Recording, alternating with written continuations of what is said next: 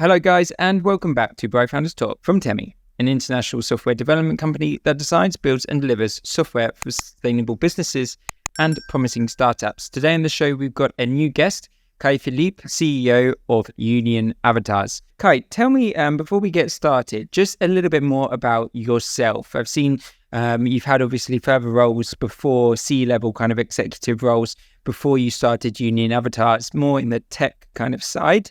Tell me a little bit more about yourself, a bit of your history, just so the listeners know a little bit more about you. Sure. I would say I come from a tech background. My father was a developer, so I started really developing video games since an early age. Then I pivoted a little bit out of tech, I would say, and started a company more related to music business. And I owned this company for about 6 years. Then I embarked on a new adventure with a first startup. Basically, it was a cashback application on the mobile phone. I stayed there for 2 years as a CTO until we sold it to one of our clients. And then I started a little bit with the project that now became Union Avatars. Let's go straight into what is Union Avatars for the listeners to hear, Cai. So can you share a little bit more about Union Avatars' mission and how it aims to bridge the gap between the physical and the digital worlds using avatars as a gateway? Sure. Basically, what we have at Union Avatars is an avatar engine to create realistic avatars coming from 2D selfie pictures. So what we do is we serve it through an API or an SDK to our clients. We receive the picture, a traditional 2D picture that can be taken with any webcam or with a mobile phone. We do a process of 3D reconstruction, computer vision, artificial intelligence, and we create a 3D realistic avatar that it's already ready to be used in an interactive way in any sort of 3D platform. How did you come up with the idea? Because obviously you've been going now for over 4 years, I believe. Yes, over 4 years now. This was kind of before the boom of Facebook telling about going into the metaverse. How did you come up with the idea? Well, I would say that I've been quite obsessed with everything related to identity in the past, or in general in my life. When it comes to more traditional Web 2, let's say, platforms, for me it was a hassle. No, the fact that you have to have 100 passwords or several different passwords, several different accounts, so you end up having a fragmented identity across different platforms. So for me, I was already working in some decentralized, some federated solutions that could allow you to have one unique identity that then you can move across platforms. Also, at the same time, I've been a gamer in my life, so I've been really involved in any sort of 3D platforms that there were in the market. So for me, it was like a natural transition. No, I believe some of the big changes on technology came with the, let's say, change of display. At the beginning, we didn't have any display. Then we had the screen, the color screen, the smartphone. So I think a next big shift is coming for this spatial internet, 3D internet, however we want to call it. So for me, it was like a natural transition from the identity management to how we project this identity on these new virtual 3D platforms. So for me, it comes from this connection now between the 3D worlds and the identity. And for me, the best way to represent ourselves in this sort of platforms is through avatars. Tell me a little bit more about the metaverse. We've got a whole range of people listening to the podcast. How realistic is the aspirations of metaverse within the next kind of 5-10 years? How realistic is it from what people are imagining? Put on some glasses and then they will see themselves. They won't have to go to meetings anymore. How realistic is that? For me, I'm a hardcore believer on all this new technology. I don't know the exact name it will end up having now, if metaverse, spatial computing, whatever. But for me, really, like, we are doing a shift, as I was saying, passing from the scroll up and down to a more immersive experience or 3D spatial experience. And I think like it's a matter of evolution. Now we saw a big hype last year. Like everything was going to be in the metaverse and we would be flying like in Matrix. Now the hype kind of died. Yeah, exactly. So now I think it's a steady growth what we will see in the future. In a short time, we will see a lot of implementations, especially with mixed reality, augmented reality, and then probably in a mid-long term, something more immersive, let's say. I think the technology is still not fully there to have a a full experience where you can be interacting with this sort of platforms 8 hours per day, let's say. But I think we will get close to that. No, at the same time, there are a lot of issues that are more in the society when it comes to climate change, when it comes to logistics, the spending that we are really doing from the company's point of view, let's say. So I think we can localize a little bit more or be more local and at the same time be really well connected with other people thanks to these technologies as we still cannot imagine. But I'm a hardcore believer of all these new technologies. It would be, so much better to do this podcast in the metaverse if you can just imagine us sitting behind a table at like a podcasting studio. Tell me, you speak there a little bit earlier about identity, and it's obviously a crucial part of the digital experience. How does Union Avatars contribute to enhancing the digital identity in the metaverse? What kind of unique features have you got on your platform? So for me, I think at the end of the day, identity is a very basic brick of internet in general. Now, just like 90% of the interactions that we do right now on internet are connected through our email, for example, or through different profiles that we might have. So for me, as I was saying, identity is a very basic part of our day by day.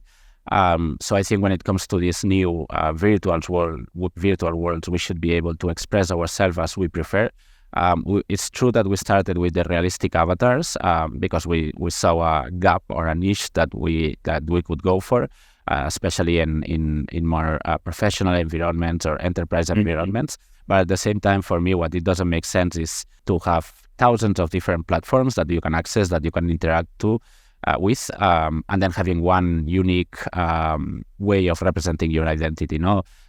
For example, I think that people don't have the same profile, let's say, when they are in Instagram or LinkedIn.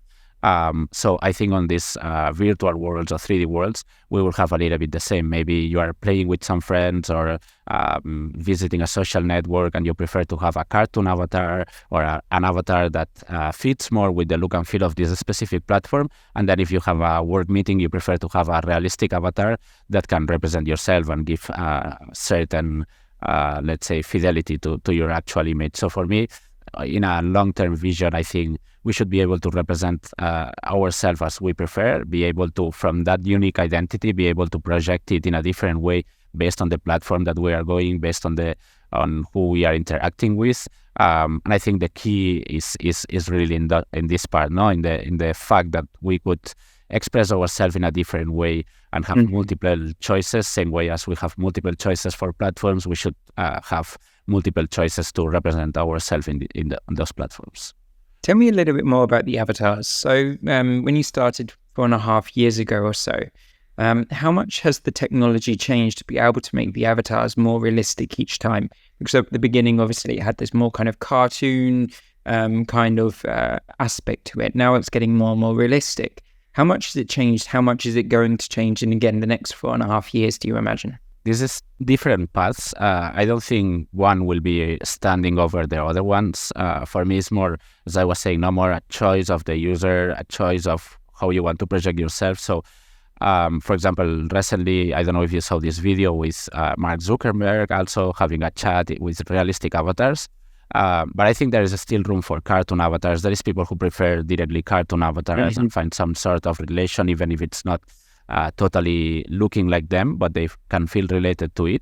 So I think at the end is avatar is a word that comes from the ancient Greek, and it means the embodiment of the person in one form. So for me, it's a little bit the same. Like what we are doing at the end of the day is trying to represent your identity, that your identity is formed by several different things, not only by your visual aspect, maybe about your sentiments or your emotions. So as far as you can represent in a way all this expression that you want to have, I think it will be a path to go for. I don't think realistic avatars will be the future or cartoon avatars will be the future. I think all of them can be living on the same space because you will find options for one or for the other based on your daily needs, let's say. Tell me a little bit more about the impact of Union Avatars in the gaming industry, social media, virtual reality worlds.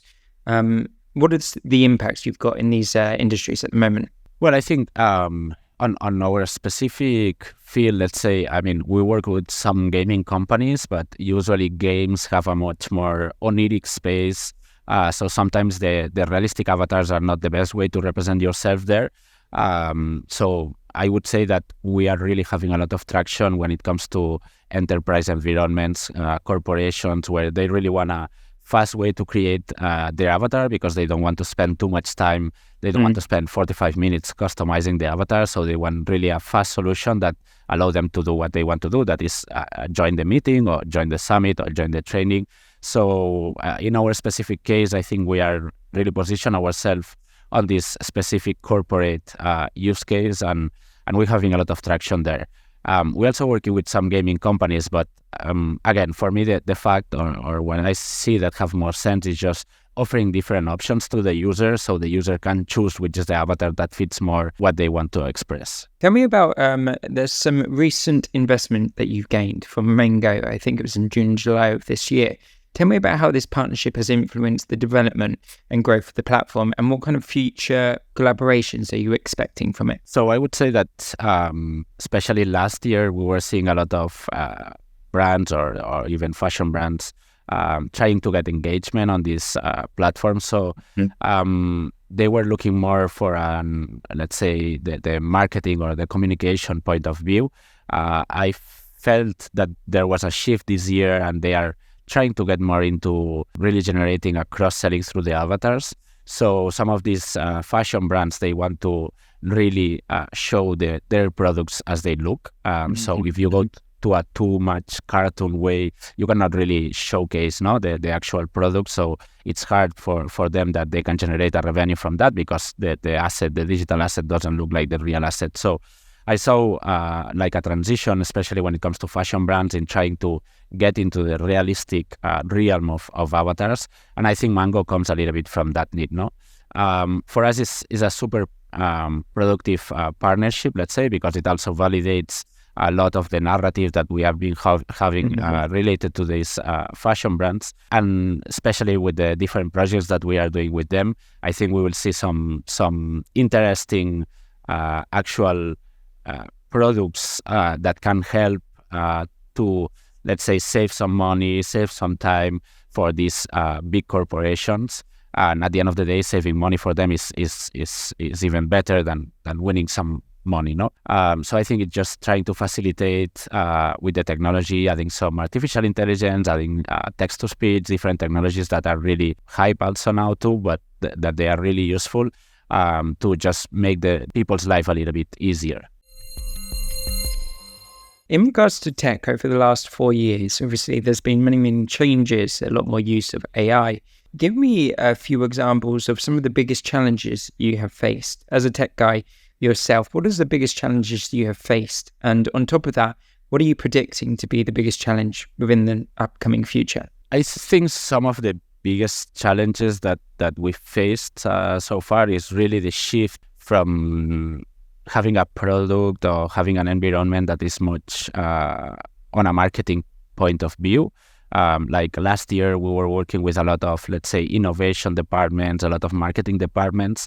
Now, as I was saying before, I felt the shift. Now we are talking to e-commerce teams, to product teams, where they really want to have a return of the investment thanks to these platforms, thanks to these avatars. So I think it's becoming more useful asset that they can have in there as a revenue stream so I think this shift is one of the hardest, one of the most challenging ones. From the tech point of view, at the end of the day, we see a lot of new improvements every day. In our specific case, we have to train a model in AI that it takes several times, several different data sets. Not a lot of data sets are available, some of them, but it's not a common thing. So for us, we really had to create our own data sets, create our own data to train these models. And I think at the same time, we see a lot of upgrades happening almost a month by month. So you have to make sure that you are up to date. And if there is any innovation that, let's say, kills your previous tech aspect, you have to be smart enough and fast enough to change and iterate to these new models, to these new technologies, and just to be able to adapt. And for the future, I think like there are not not only with AI, but also in tech in general, with the new computing power that we will see in the next years coming on stage 2. I think we will have much more computing power. So I think it will be really also a shift when it comes to what we are able to do. But we, again, need to be able to adapt. For me, tech is really about being on the last trend and being as much adapted as you can to the new technologies that are coming up. Absolutely. I've got 2 more questions for you. I know we're kind of a little bit short for time today, so definitely want to get this in.